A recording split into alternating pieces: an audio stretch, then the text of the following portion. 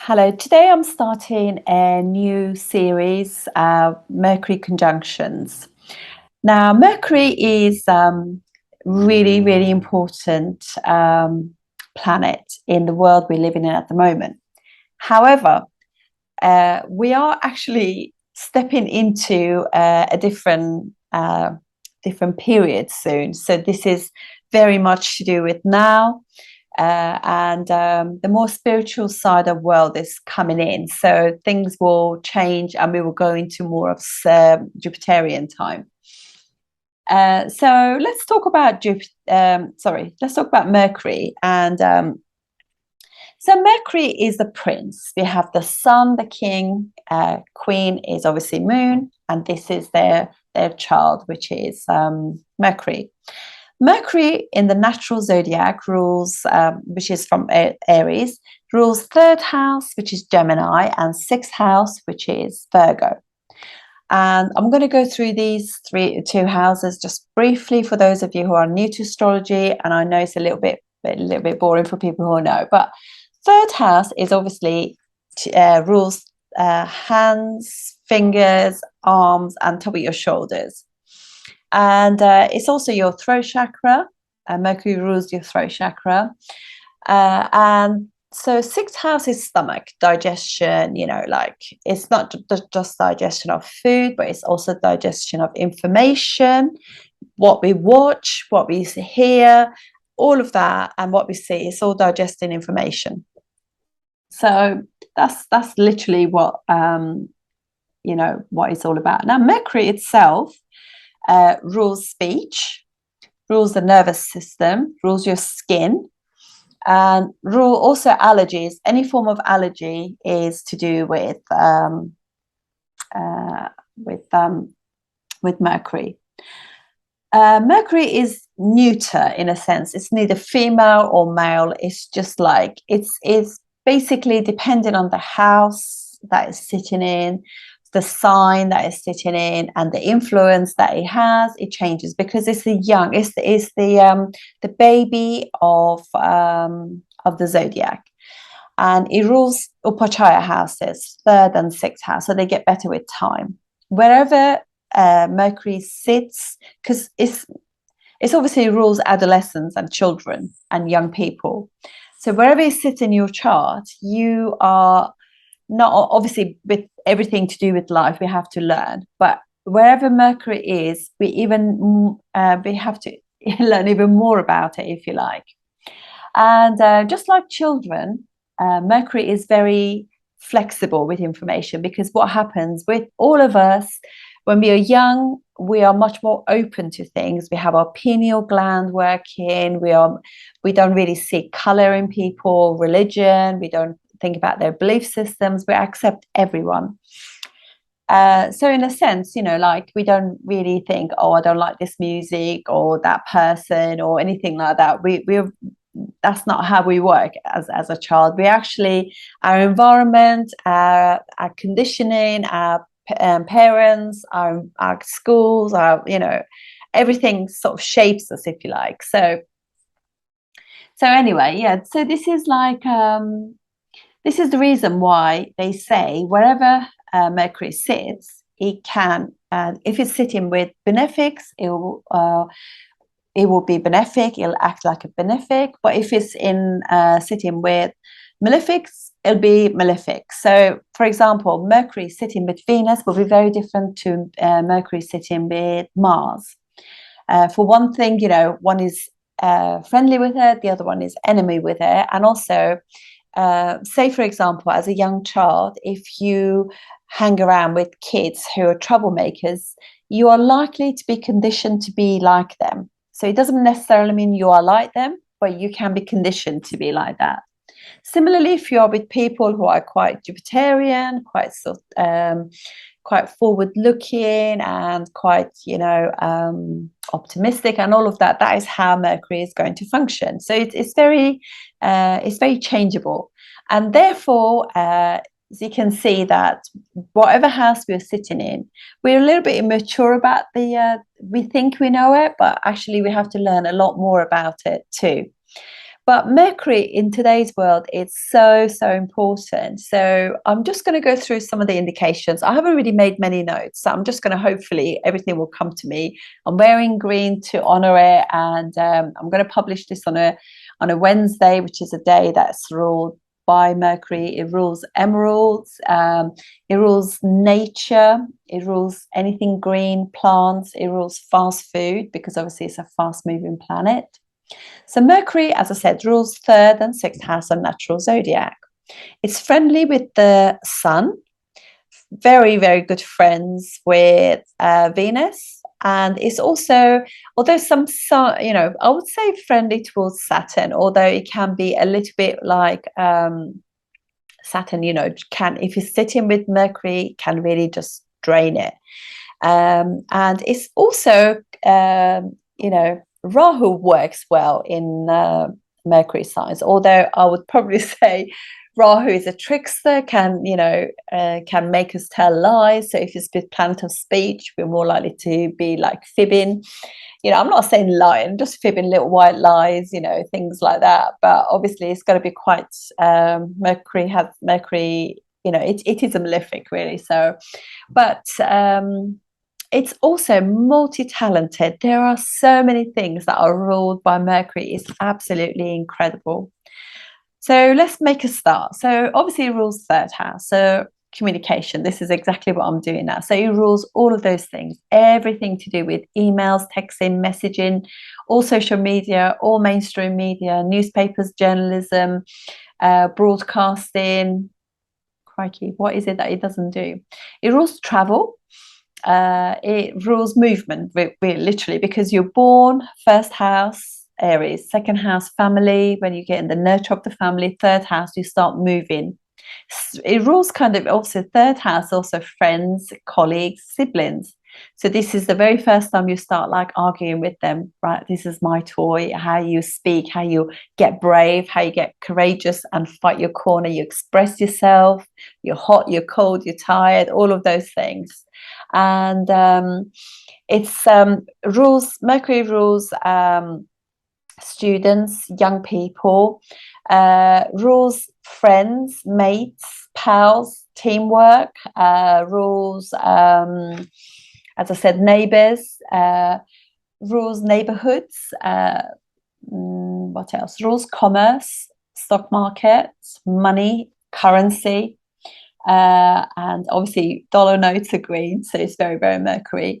Rules all forms of information, data, like if you can get like if you wanted to sort of like ask your government for like freedom of information, that's it. So it's all of that data is actually Mercury. Mercury is in everything. So you buy like for example, say if you buy like a vacuum cleaner, it's instruction books is Mercury.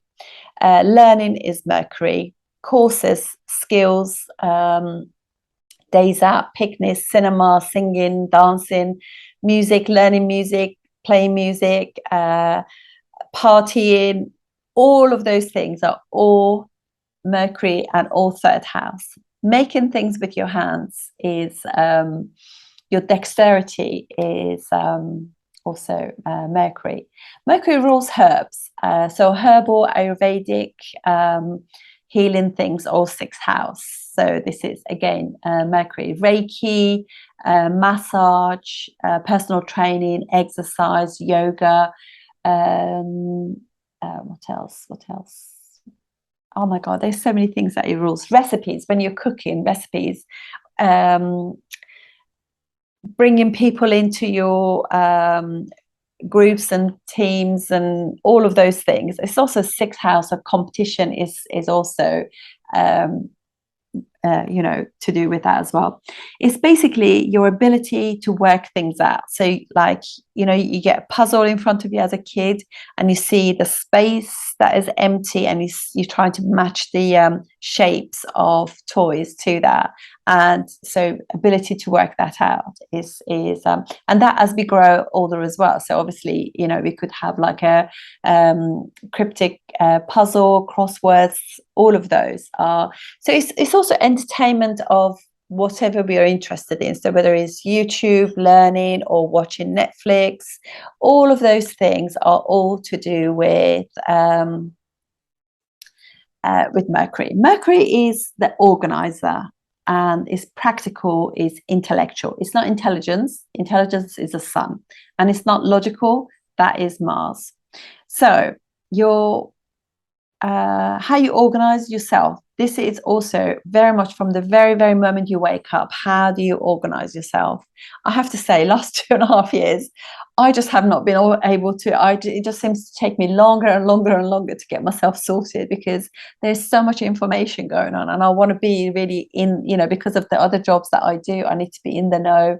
So it's just taking me longer and longer to get these videos done and actually fit them in, and everything has been really trying. I'm also doing mercurial things, in the sense that I'm doing gardening, growing vegetables and herbs, and making my own potions and lotions and things. So that's all Mercury. Mercury is commerce, merchandising, displays in the shops, all of those wonderful things that you see for festivities, Christmas or carnivals and things like that. They're all to do with display. So it attracts the eye because we're taking information in, that kind of thing. And obviously the worst thing of all is when we are on our mobiles. I mean, I've deleted all the big apps now. I mean, my phone is literally so old anyway, but it's got no ability to have any form of apps on there. So all of those things are obviously graphic design, marketing, things like that. They're all to do with Mercury. And obviously Mercury is quite fickle, so this is how you can get yourself into trouble, because you could be like on Facebook. Oh God, I've had to delete everything. I am not actually dealing with any big companies, although I deal with YouTube and Zoom obviously at the moment. So, but generally speaking, you get trapped into that. So they trick you into like, you're watching something, and because they're listening to your conversation, that advertising comes in. Before you know it, you bought something from Amazon, you bought something else from Amazon, that leads you to another one, and before you know it, you got all these things that you don't need. And so it's very impulsive because it is young, and also that's Rahu as well, but it is also Mercury. And partying, picnicking, organizing barbecues, days out at the beach, going to the zoo, pets, rescue animals, all of those things are to do with sixth house as well. Sixth house is also work. So how do you get yourself organized in the morning? So you get up, you exercise, eat, shower, and get yourself organized, so you leave in time to get to work in time. That's all Mercury. How you then organize yourself at work in order to meet your deadlines, that's Mercury. Working with others, trying to get on with others, create teamwork, that's also Mercury. Mercury is also practical, so it's going to be like a really strong. Mercury knows how to gain information, how to utilize information, what's good. It uses a lot of discernment, so it's quite clever, quite good in the sense, also it's green, so it's envy and jealousy is Mercury. So it could be like you. I mean, obviously I've got the green on today, so, and this is when you see that you realize that every planet has got a real negative side to it. So with Mercury, it could be very much about like noticing other, because it rules sixth house of critical, and it doesn't miss detail, is sixth house. And obviously sixth house of natural zodiac is Virgo. Is an earth sign. It's all to do with money, and it's very materialistic. So it's noticing what somebody else has and you haven't. And so it can, this is something that you've got to realize also, that particularly Mercury, when it is in earth signs, it's very materialistic. So they've got a new car, you notice that. Like your friend has got a new pair of earrings or something, you notice that. So they're very like, oh yeah, I noticed that. It's also like that if planets that are in Mercury nakshatras, which rules Ashlesha, Jyeshta, and Revati. Revati not so much, but definitely, I'm saying not so much, it doesn't mean, but Mercury nakshatras could be a little bit like that, where they're a little bit like you notice things and it's like, oh, I wish they're gone on holiday, I wish I could have done that. So just be careful, because you don't want to create like negative energy for yourself. So never send it out. When you say something to somebody, make sure it doesn't have a double meaning. So always protect your karmas. You're intelligent, you're doing astrology, so you want to just like make your own life better.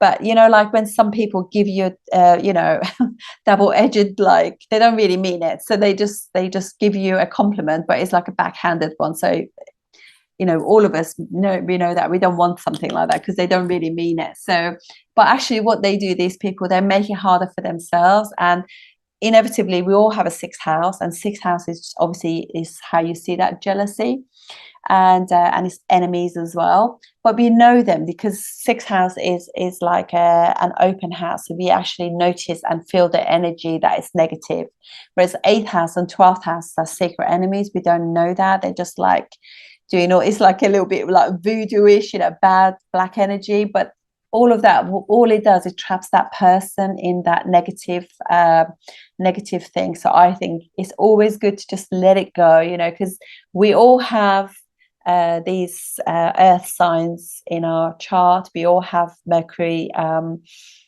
nakshatras in our chart, so we can't really say that, oh, but I'm not like that.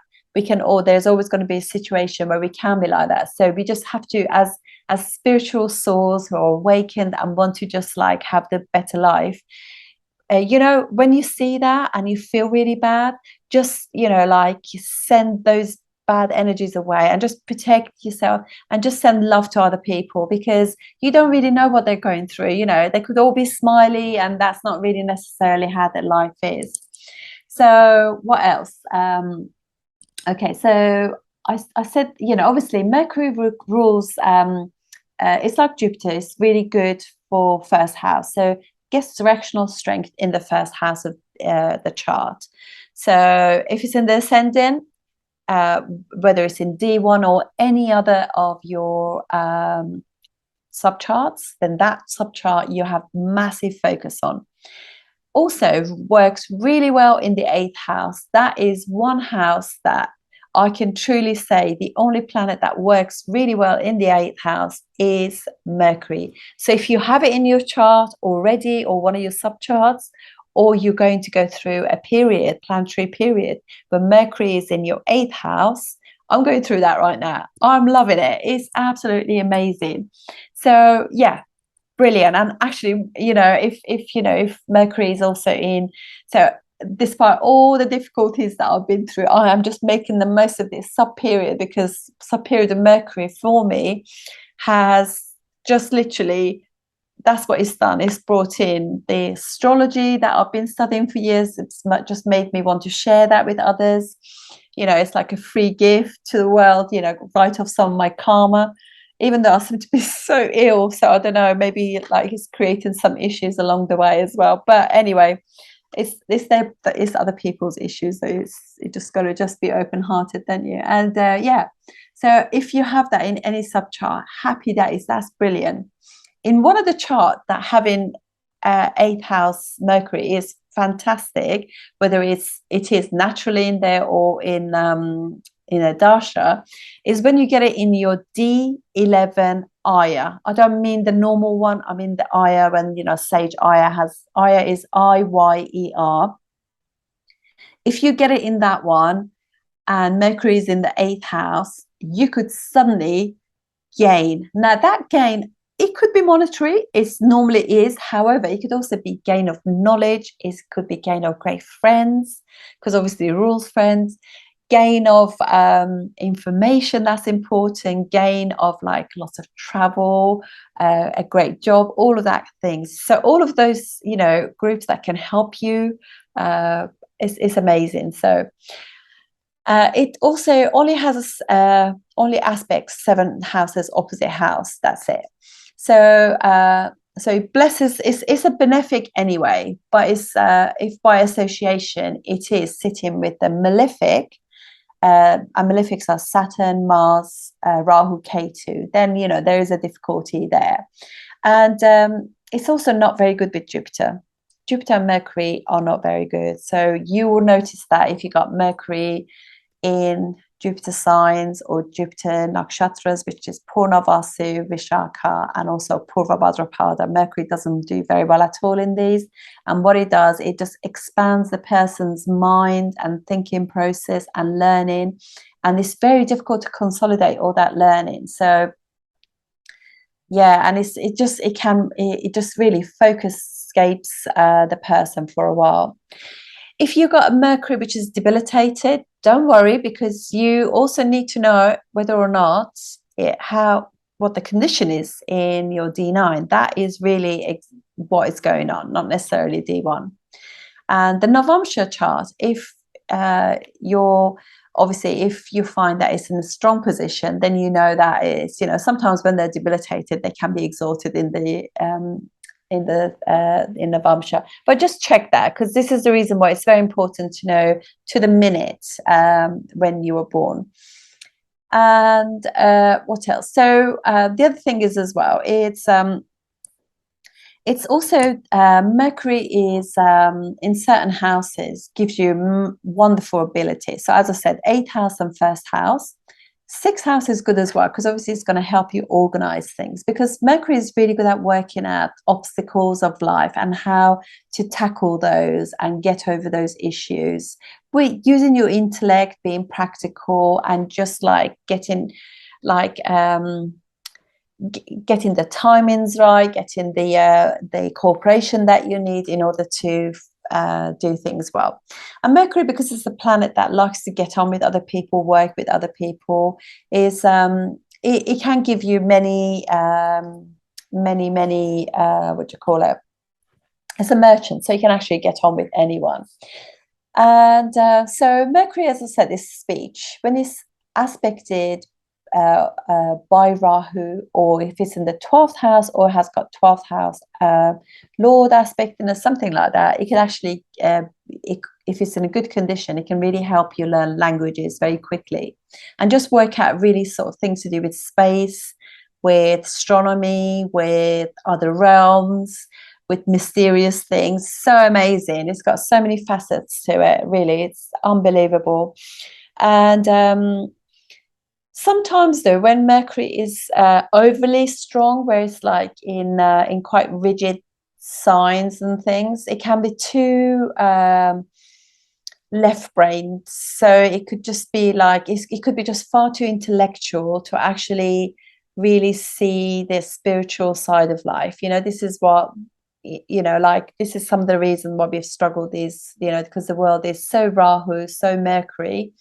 And but obviously things to do with the source, with spiritual growth, awakening, like the other realms, and just being connected, psychic things.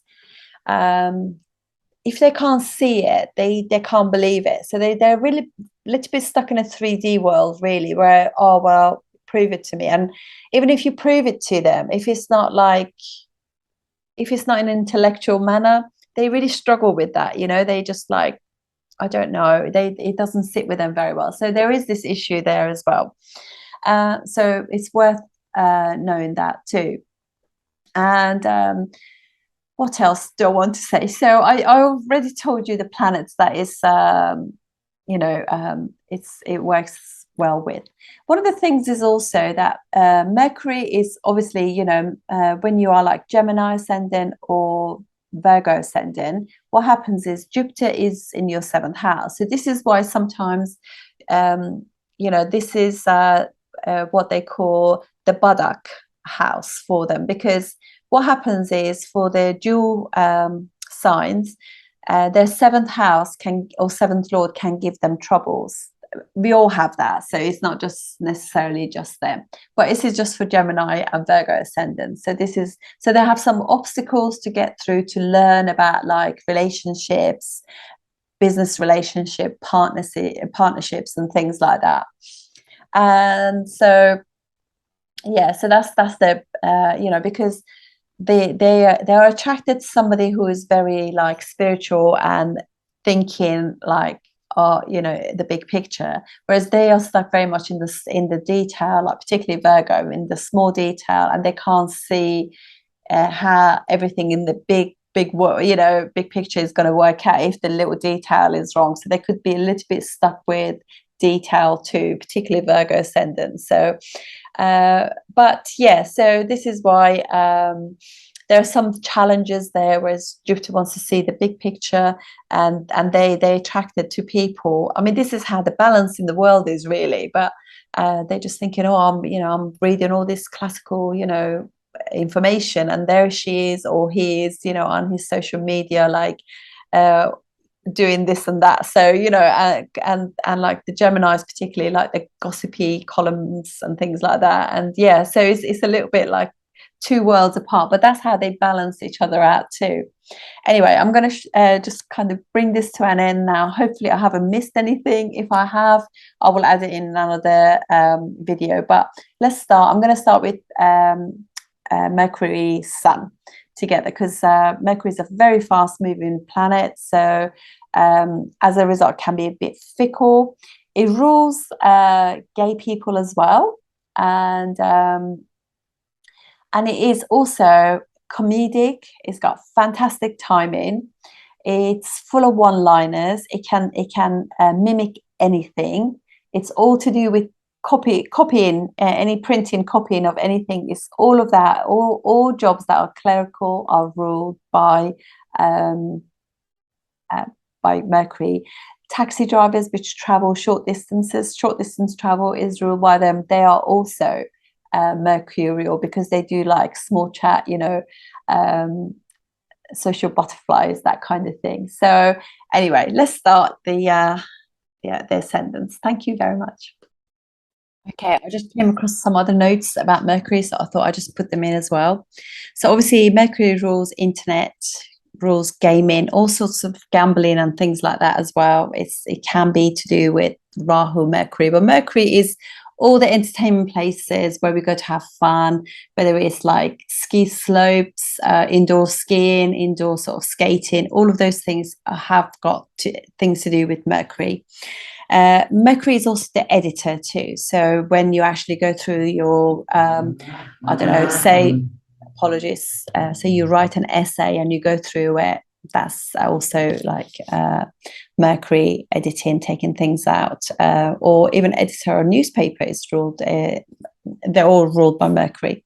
It's our talents, how we learning by repetition, because it's copying. So it learns through repeating, learning. It's very factual, and this is the reason why it can kind of question certain belief systems. I can't see it, so it doesn't exist, that kind of thing. So this is why there's a problem between Mercury and Jupiter, because one is just like, doesn't need to see it. It can feel God. It can feel the, it can walk on grass and feel Mother Nature.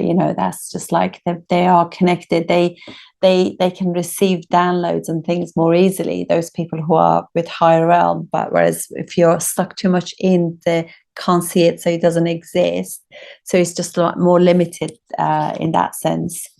It's ideas and social ability. Sun, Mercury, very bright. I just got actually a few notes that are from many years ago, so I thought I'd just share them with you as well.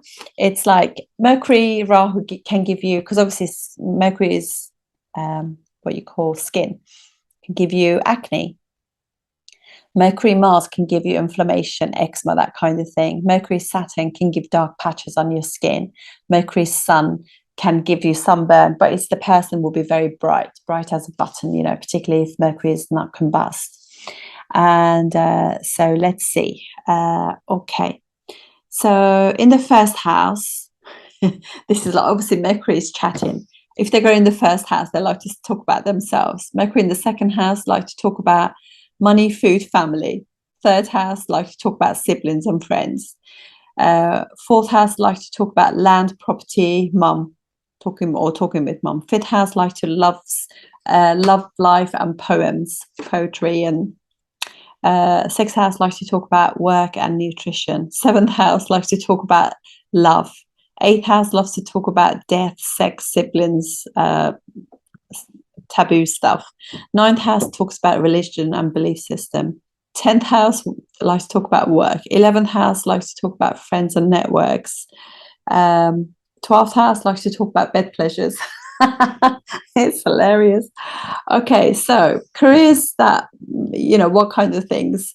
It can be so many things. It can be scientists. It could be curious about, you know, skilled, talented, quick wit, jack of all trades. So obviously this is not careers. This is just all things about Mercury.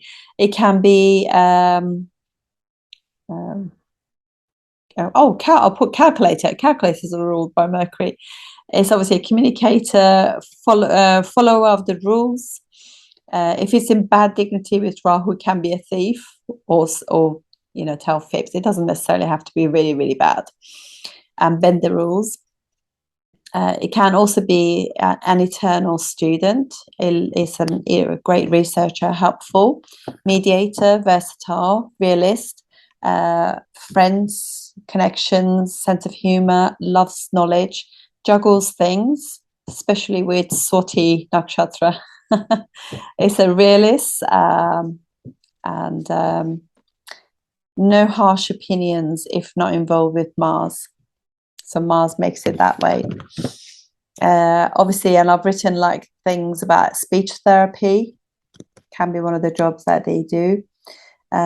Mercury helps us manage our life.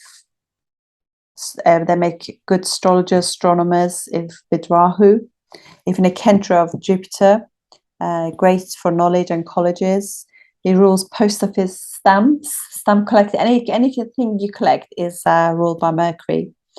And rules lungs, nose, hips, autism, ADHD, anything green, helpful.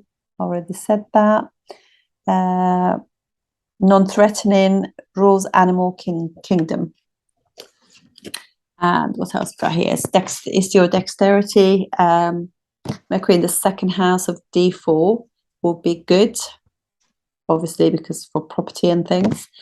Likes writing, marketing and networking, information technology, particularly with Mars or Rahu, sculpting, hand skills, philosophy as is practical. Jupiter will be more spiritual philosophy. Youth, childhood behavior. If you know it rules you, you look younger.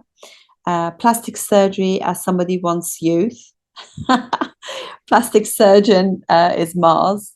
It's pretty amazing. Behavior of bird, as they move a lot like birds. So amazing. Mercury rules obviously matures at 32, so it takes the houses. You get fruits more as it gets older. It rules herbs, pizza. It's a bridge between inside and out. It's Karaka of acting, dancing, and writing. Allergies is analyzes things, intellect, education, learning, and additional learnings that we take later. It's a client, trade, business, aunts and uncles, and grandfather, maternal side, younger siblings, and acid. Okay, let's see what else we have. This is so much fun because I've seen these things for years. So Mercury transiting your natal Mercury element every 6 years is a pivotal time. Oh, so yeah, so if you know, so that's amazing because it happens every 6 years. It goes into where it was when you were born. So yeah. And each elemental return, you refine another subtle part of your life, self-development. That's definitely Mercury. Mercury ahead of the Sun is the more superior conjunction. So rather than the other way around, Sun ahead, yeah, as long as it's not combust. So what else do we have? It's obviously, I said, it's trickster, i.e. Mercury retrograde in Aries. Something new, because obviously it's a pioneering sign, Aries. Mercury retrograde for transformation. Okay, Mercury retrograde can be expressive by means of writing, alchemy, magic, connections. Gambling as is fifth house, so third house is habits. So Mercury, messenger of God, whatever house it's in, messenger of that house. Mercury in Aquarius, evolution and consciousness, alignment with others, intellectual evolution. Mercury equals spread of the message, throat chakra. Mercury in Pisces is more intuitive, spiritual, and less to do with kind of practicality. So it's like spiritual intellect. So combust Mercury means we need to learn to ask for what we want. If Mercury's seventh lord in the D9, intelligent partner, fickle-minded, unpredictable, somehow younger. Mercury does not do well in Jupiter signs. Obviously, we know that. Mercury and K2, great placement for acting illusion. Mercury rules environment, schools, young people's school. I said that already. Friends, thinking. Third house is thinking. Mercury is in third house, chatterbox. In Libra, this is a great platform for them because of other people, you see. Mercury and Saturn, indication towards skin issues, disease, or Mercury in Capricorn, melasma, pigmentation. It's in friendly sign as well, so it's always give and take these things. Right, so that's it. A few other things. Mercury retrograde, actually, these people always go back on what they say. They constantly going back and reviewing, revising, reassessing what they've said. But, you know, Mercury goes retrograde 3 times a year. It's not such a bad thing, because if Mercury is too strong, we just can be like chatterboxes, like, look at my video, how long it has been. So this is like tribute to Mercury. Anyway, guys, have a lovely time. A great day, and I'll see you soon. Thank you. Hello, this video is for the conjunction of Mercury with Venus. So Mercury and Venus are literally the 2 planets that are they're friends, and they're both gentle, they're both swift, they travel quite close together, so they enjoy each other's company. And of all the 2 planets that of all, you know, conjunctions that we could be having, this is probably one of the sweetest ones. And it's romantic, it's fantastical, it's enjoyment, it's like sharing and caring and friendly, let's go and have fun, very light, very beautiful. Obviously the house that they're in, and as well as the what the planets are for each individual, if you like, ascendant will be, their flavor will be different. But generally speaking, this is very, you know, the conjunction will be very much what I would call refinement, and the grace of Venus is then shared with a really good friend. Remember that Mercury is a fickle planet, and it's immature. So when it is with Venus is one of the teachers of the sort of planets, as is Jupiter, obviously, but Jupiter is wisdom and knowledge, and Venus is much more about just teachings, and teaching in a nice way, where it doesn't leave anybody behind. So it's doesn't matter if you're religious, spiritual, atheist, or whatever it is. There is no way, there'll be no discrimination where Venus is concerned. So yeah, this is very refined. So if you find your partner has this, they will have real interest in music, musicality. They have this way of actually knowing the tone of each instrument. They really can see that grace and beauty in everything. Anyway, I'm going to just start telling you a little bit about Venus and its indications, And then we go on about like how this affects different ascendants. So here we have like Venus that rules in the natural zodiac, which starts from Aries, rules the second and the seventh house.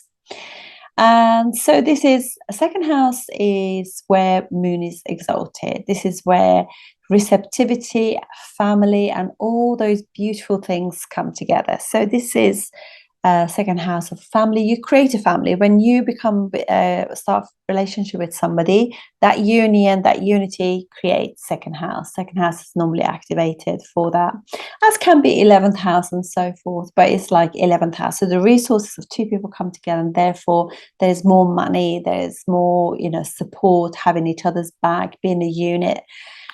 And this is where, you know, things go wrong in relationships, when people don't have each other's back, because it's like they're still trying to be an individual and thinking that I'm in competition with my partner.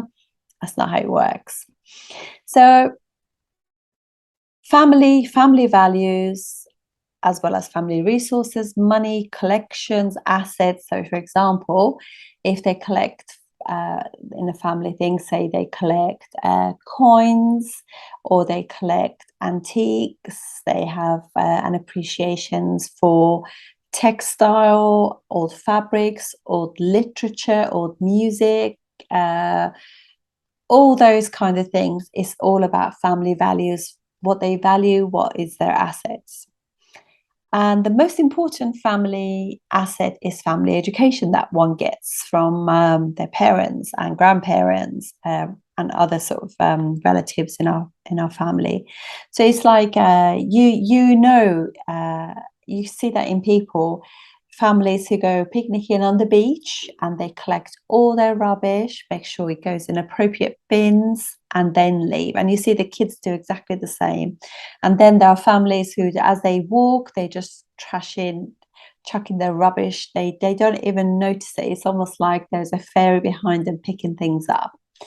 And so this, you can see the family values. So you know that these family values, even though we can overlook them at the beginning of a relationship, we can't overlook them long term, because you realize that actually it's something that you can't educate people, and this is how they are, you know, like so it's like bashing your head against the wall.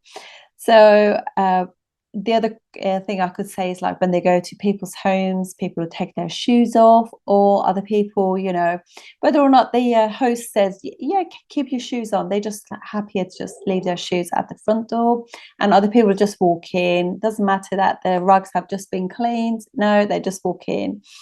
And so they have this form of they have respect for other people's possessions too. So they're not going to sit in somebody's car, start eating, or putting rubbish in anywhere. That's not how it works.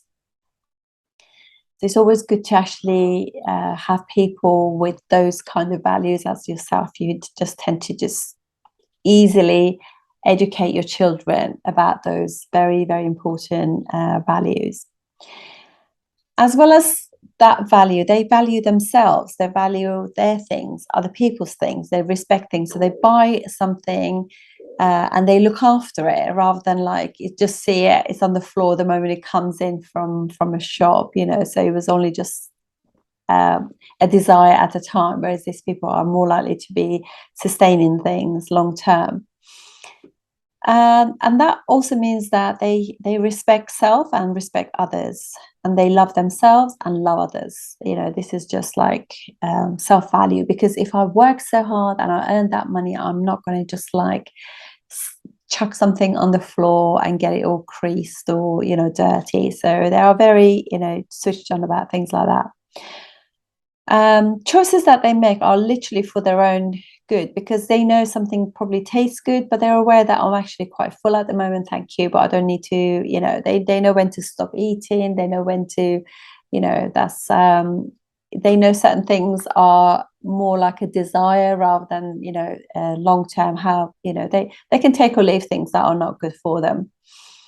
And that goes for partners as well. So even if there's an attraction there to somebody who's handsome or beautiful or something, but they just really see the person, how will that person affect me long term? You know, am I going to be constantly picking up after them? Are we always going to have this thing that they would go to somebody else's house and they're constantly pushing their values on other people and lecturing others about what they should do, etc.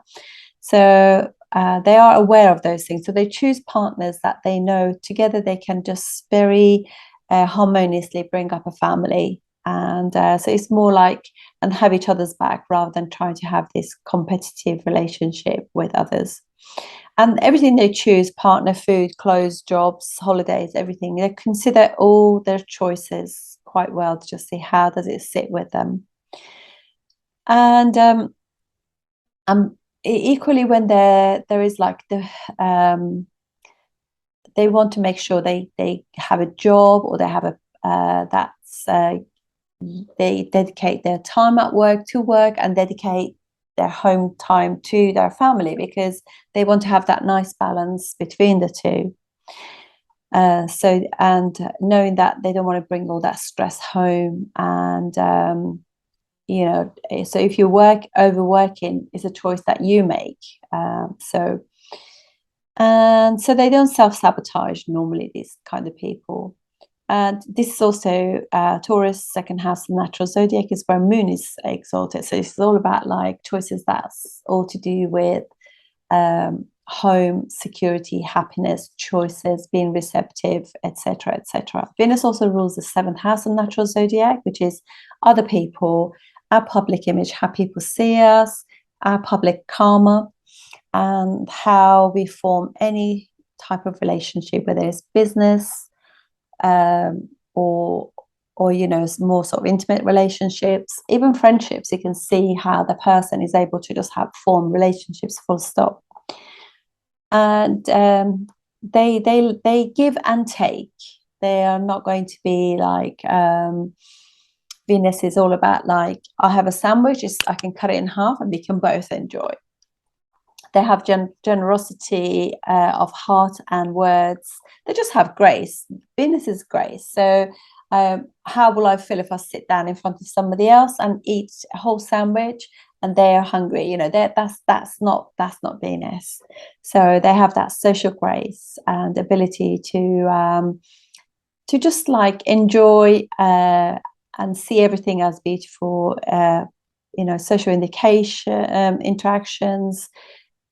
And sharing is important to that harmony, diplomacy, knowing even if they have the knowledge, they don't want to just burst somebody else's bubble. They don't need to necessarily, they just judge the time and place for saying things. They also it's also, seventh house is all about commerce, business, like export import, if you like, give and take. That's that thing. And it's all about fairness and justice as well. And it's they like to give, they like other people, like in a gathering they don't want to take up all the time. I talk and you listen. They just want to know other people's views about things, and they allow other people to have the floor every now and then, and just everybody to in an equal manner have a contribution, if you like. It's exalted in the 12th house of being charitable, spiritual growth, surrender, bed pleasures, meditation, pray, and getting close to the source. Rejuvenation after resting, breaks to just getting your equilibrium up, and travel. It's obviously rules sex and sexuality, sensuality as well. And sexiness, if you like, but that's more like 7th, 8th house, that kind of thing. It's debilitated in where would that be? In Virgo, 6th house of the natural zodiac, where we just kind of like words can create enemies, and we're picking faults with others, and we just digesting and dissecting everything, and not being gracious, if you like. Just everything is more about like coming from the lack. So rather than seeing the abundance and the good thing in everything, they're just seeing like, oh yeah, but she did do that, but did you see the way that my salad leaves were slightly wilted? That will be Virgo, and that's not the sort of thing that it's Venus is all about. Venus is all about like live and let live and just be gracious. So they don't like to be critical. They don't like to make enemies. They don't, because being like that, being like sixth house, whether it's Virgo or sixth house, is in the end makes us unhealthy, gives us bad energy, and creates more enemies for us. So and we all know that. We all have kind of been across friends that you think, oh, I know, as soon as I walk out the door, the conversation is going to be all about me. But then it's better to just let it be, just walk away, because that kind of thing is no good.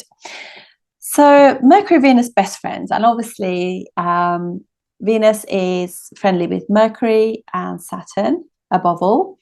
Venus also works quite well with Rahu. It's neutral towards Mars and enemies of the Sun and Jupiter primarily. And although Venus and Ketu are good together, or I should say Ketu flourishes from being with Ketu, but there's a monetization thing that goes on with that, because it's Ketu doesn't respect that kind of it cuts itself from, so it can actually miss the whole value of Venus and what it's all about. So it's particularly in a man's chart. So if you have that in your chart, you just got to be really gracious to the ladies of your life. Just make sure that you really are giving them the respect that they deserve, really. So it's also as I said, it rules second and seventh house. Is exalted in Pisces, is debilitated in the sixth house, Virgo, and it also gets Dikbala, or directional strength, which means gets fantastic focus. I think planets that have got Dikbala in our charts are equally as good as being exalted. Frankly, sometimes I think exalted planets can create some problems for people, but a planet that's got that focus to use things, its abilities, indications really, really well, is way above anything, I think. So yeah, so it gets Dikbala in the fourth house. It's also the Karaka of or significative for any form of vehicle. So whether it's an airplane, luxury airplane, a barge, skateboard, car, bicycle, it's a form, whatever form of vehicle that use is ruled by Venus. So right, we're going to do the ascendants now. Thank you. A couple of other things about Venus is that Venus rules the kidneys and generally your hormones in terms of like thyroid gland. And if Mercury for your ascendant is not a good planet, or yet they end up in the difficult house, then this can, or it can happen the other way around. If Venus is not a good planet for you, or Mercury is not a good planet for you, despite the fact that these two together are very expressive, artistic, blah, blah, blah. However, it can still give you issues with, say, for example, if you have like a planet or for Capricorn Ascendant, this brings fifth and sixth house ruler together. So Mercury can create disease because of the sixth house situation. So even though they're friendly and they could have a job that creates a lot of things in theatre and outdoor cinema, all that kind of stuff, really beautiful artistic things. However, it can still, if you are not careful and overindulgent, what happens is you could have issues with your kidneys. You can get like water infections, all that kind of stuff that can be very much to do with diseases that Venus can get. And also, we've already said that Mercury rules digestive system and all those kind of things to do with respiratory, allergies, skin, nervousness too. So, okay, let's just have a look at the different ascendants now. I'm just going to share my screen. Okay. So for what would be Aries ascendant, this will bring together the mixture of Venus and Mercury together will actually break any good yogas, because Mercury rules the sixth house, and we know sixth house, although it's an Upachaya house, which means that it gets better with time and put in, really working at it. However, just all the good things to do with sort of Venus for you, because Venus for Aries Ascendant rules second house and seventh house, so it's relationship and things like that. So they could create a situation where the partner could be poorly, or there could be quite a lot of arguments at home, and there could be like obstacles in them getting married and or starting a family, that kind of thing.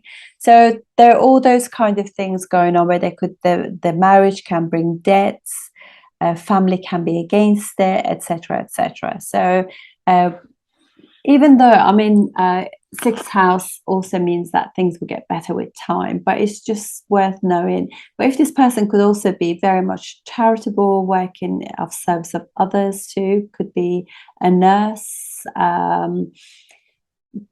that kind of thing could definitely be the theme. But what Mercury does with in this situation, Mercury will be very, very good at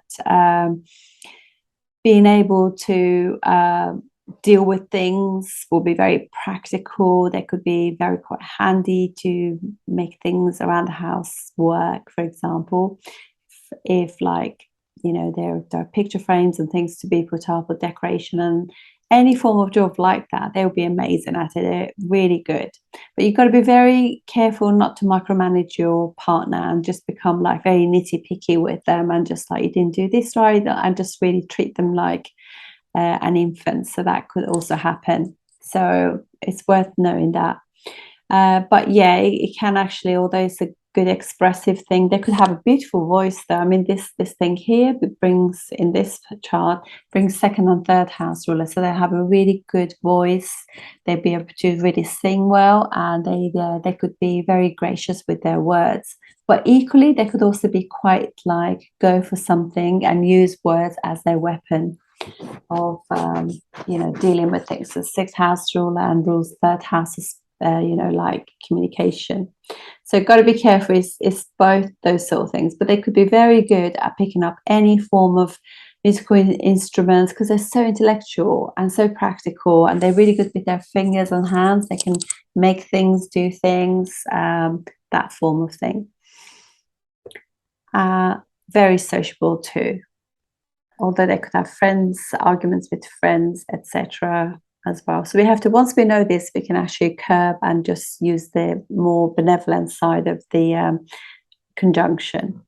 And so for the next ascendant, so will be Taurus ascendant. So this will be like, well, with this one, I mean, not saying that Venus and Mercury are going to be there, but this will be great because it'll be like Mercury will have directional strength, which gets there in the first house. Venus rules that house anyway. But again, this could be again difficult because Venus for Taurus rules sixth house. So this, again, despite the fact that Mercury creates wonderful yogas for success and accomplishments, but this person, you know, because Taurus, you know, this first house and sixth house row, so they can create their own obstacles, their own debts and enemies. They could be their own enemy, them, you know, do things which are not good for them, make wrong choices. But yeah, so it could be like they could be very micromanaging the children, like watching them, not giving them the children room to just like be and stuff like that. But at the moment, they are actually quite if they become very gracious with that, they could be very, they could work with children. They could be really good teachers, and they could be of service, nurses, pediatrics, all those, you know, nurseries,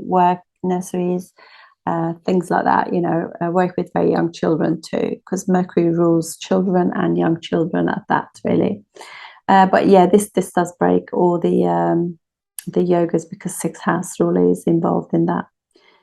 And yogas, as you remember, they're like a connection between two planets or houses, where, you know, like where it brings good things between one house and one planet, or other planets combination creates success. For Gemini ascendant, obviously Mercury rules first and fourth house. Also, Venus is a really good planet, fifth and 12th house ruler. So this will be somebody, and 12th house although it's a Dushtana house, difficult house, it doesn't actually break any yogas. So this will create wonderful yogas of making money, success, accomplishment, recognition, and just having grace too. So this will be lovely. In this one here, actually where they are, 12th house, and Venus is normally feels exalted in the 12th house. They could have properties abroad. They could be like interior designers, travel a lot. And yeah, so it could be really good for that reason. But this, if it happens in Gemini or Virgo, in Virgo, obviously Venus will be debilitated, but it'll be in the 4th house. And you'll have 2 benefics in the 4th house, which will be really lovely. But how amazing if it is also in Libra, because that will also means that the whole family and children just know how to be loved and be wonderful to children, and just really give them space to just be creative. Such a creative thing to do. But obviously this is a very good combination for this ascendant, Gemini ascendant. It's, as long as it doesn't go in the 6th house, it's very good. This is it's Malavya yoga as well. If it happens in their 10th house, would be amazing, but Mercury will be debilitated in there. But yeah, Venus will be exalted there. But I think the best place really will be either if it is in Gemini or in Libra, will be very, very outstanding. Okay.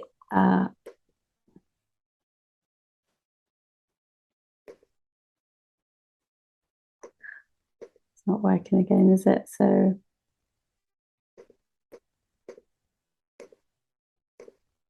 okay, for Cancer ascendant. Cancer ascendant, obviously, what happens is Mercury is not a good planet. It rules 3rd and 12th house. Like there's communication. They have issues like expressing themselves. But Venus is the planet that's going to help it, because it rules 4th house and also 11th house. So this will be good in that sense, where Mercury would get a lot of help. And because 3rd and 12th house don't actually break any yogas as such, any grace that, success that the planets are trying to give you, what will happen with time, because obviously 11th house, which is Taurus, ruled by Venus also, it's another house that is Upachaya, gets better with time. 3rd house, Mercury, Virgo, will be like, it takes time. You got to put effort into it, get brave and express yourself. And with time, this could be really amazing too. And obviously, you want to make sure that it doesn't go in the 6th house. 6th house will be Sagittarius for them. So as long as it doesn't go in the 6th house, or it has no connection with Jupiter, then it should be absolutely fine. Leo ascendant for them, 2nd and 11th house ruler Gemini makes money for them, gives them marriage, etc. With Venus. Venus, again, very important planet, 3rd and 10th house ruler. So this, again, nothing to break the yoga for these people if it's happening, where obviously you don't want to have Venus in Leo, because Venus doesn't do well in Leo. But 6th house also is Capricorn, so again, there 6th and 8th house are not good houses for makes Mercury weak in the 8th house, and Venus in the 6th house here, even though it's a friendly sign. And also obviously Venus is not good in the 2nd house there. But generally speaking, as long as it happens in a good house, like for example, if it happens for them in the 11th house, would be amazing. It's really good in Taurus as well. So yeah, good combinations then will be good in the 3rd house too, but we don't want it in Virgo because Venus will be debilitated. But really good combination of grace, and gives you good heritage, so it's lovely. For Virgo ascendant, Venus obviously rules 2nd and 9th house, a good planet, makes money for the Virgo ascendant. And 1st and 10th house ruler Mercury. So this is a really combination of success at work, luck, and opportunities for them.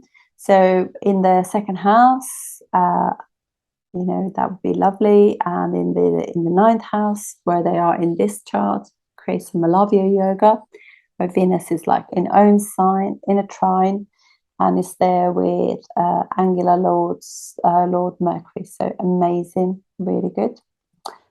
So that's good. As long as it doesn't fall in Aquarius or combine or with Saturn, it should be absolutely fine. Or gain aspect from Saturn. Okay, so next ascendant is Scorpio. For you guys, Venus rules 7th and 12th house, and Mercury is not a great planet for you, 8th and 11th house, but 11th house is an upachaya house, get better with time. 8th house is an impressionable, difficult house that it doesn't take the goodies of the yogas away. So in that case, this combination, I mean, in that house there will be amazing, because this is a Malavya yoga of grace and, you know, etc. Venus is also karaka of love, so it's not very good in the 7th house. So that can give problems. Will probably give more marriages than just the one. And this one, you can see, like, if I go back a little bit, actually. Oh no, sorry, that didn't work, did it? Okay, yeah, so this is going to be, I mean, there could be some, like, there's something hidden about the relationship, whether they met, they were seeing each other before they got married, or, you know, that kind of thing. But generally speaking, this is really nice, and in certain houses will be absolutely amazing. For example, if this happens, we don't want it to happen in Virgo because Venus will be debilitated there. But in the 7th house where they are, it's pretty good actually. That's good.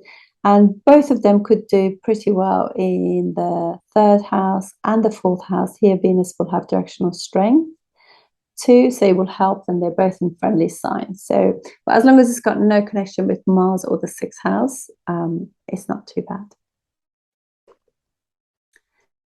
For Sagittarius ascendant, Venus rules 6th house, so you know immediately there's going to be problems with any kind of yogas that they might create. So and it will take a long time before they see the fruits of that. So there's some lessons to be learned, some obstacles to overcome, some debts to pay off, whether it's karmically or actually monetary or whatever. But if they're of service and do things for other people in their job, particularly because obviously Virgo is 10th house and Mercury rules that.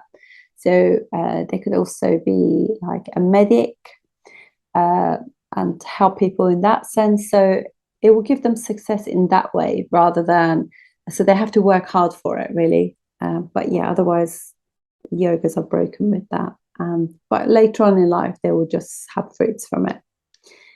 Okay, so for Capricorn Ascendant, again, as I said in the intro, so what happens is Mercury rules the 6th house. So by association, it actually takes some of the goodies away from Venus, which is the yoga karaka planet. But in time, you know, as they grow older in their mid-30s, from that point on, they can actually make things happen. But it still means that they're of service. They could be a really good doctor, you know, teacher, educator, advisor, that kind of thing, to particularly children. So, and for Aquarius ascendant, well, this is going to be pretty amazing because Mercury rules 5th and 8th house. So 8th house, although it's a difficult house, doesn't break any yogas, any success connections, that connections of Venus and Mercury bring. So it should keep that going. There could just be some changes in luck, but will be, you know, good eventually if you don't like trying to control it. But this, because in here in this, it's got, I have to move that moon, pretend the moon is not there. So because moon rules the 6th house, so the moon will actually give it problems. So I don't know if I can actually move that back. Oh no, changes the, sorry, just pretend that the, let's see if I can move like today.